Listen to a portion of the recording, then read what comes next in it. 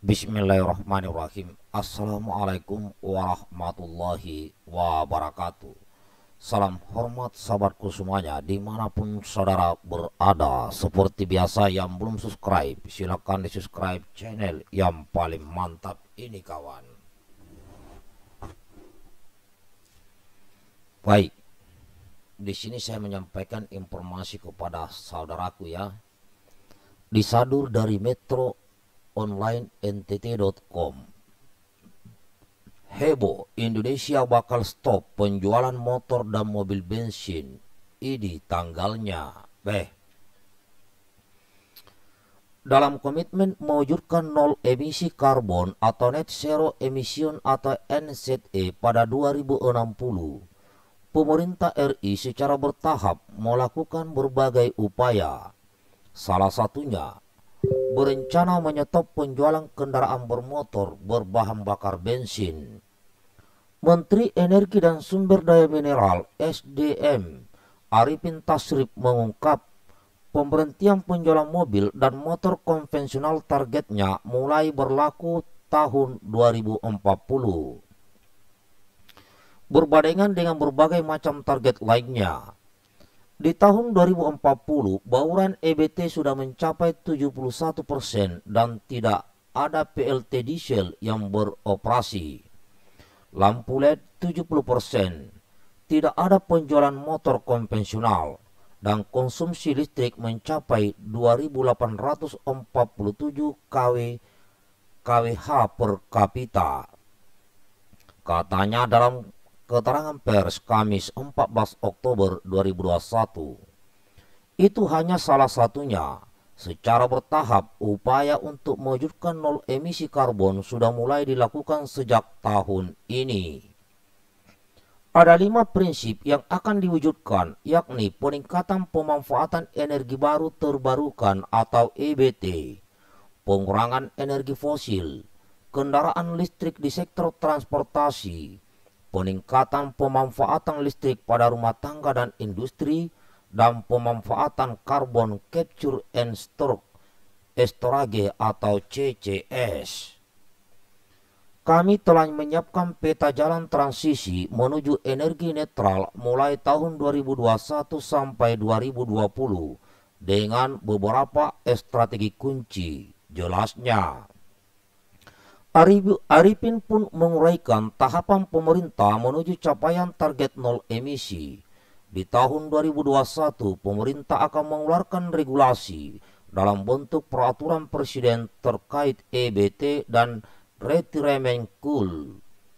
Tidak ada tambahan PLTU baru kecuali yang sudah berkontrak maupun sudah dalam tahap konstruksi. Urainya, di tahun 2022 akan adanya undang-undang EBT dan penggunaan kompor listrik untuk 2 juta rumah tangga per tahun.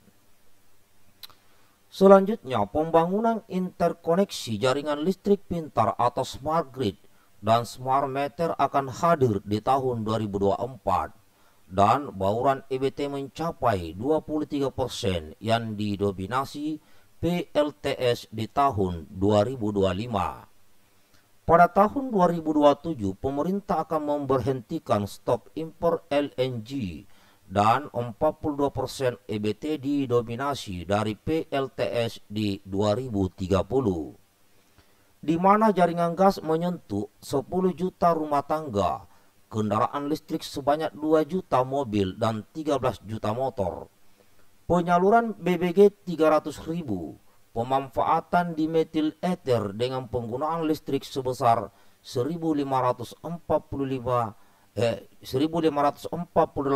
kWh per kapita.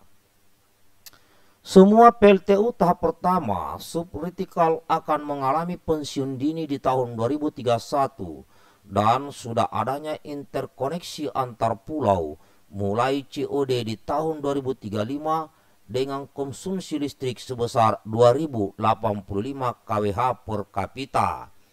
Dan bauran EBT mencapai 57% dengan didominasi PLTS, hidro, dan panas bumi. Tambahnya, Berlanjut ke tahun 2040, bauran EBT ditargetkan sudah mencapai 71%. Tidak ada PLT diesel yang beroperasi. Lampu LED 70%. Tidak ada penjualan motor konvensional. Dan konsumsi listrik mencapai 2.847 kWh per kapita.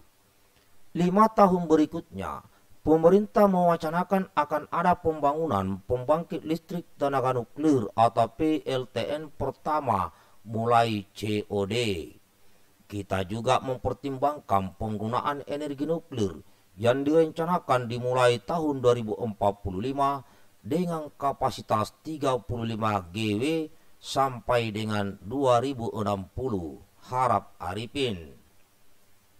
Selanjutnya, bauran EBT diharapkan sudah mencapai 87% di tahun 2050, dibarengi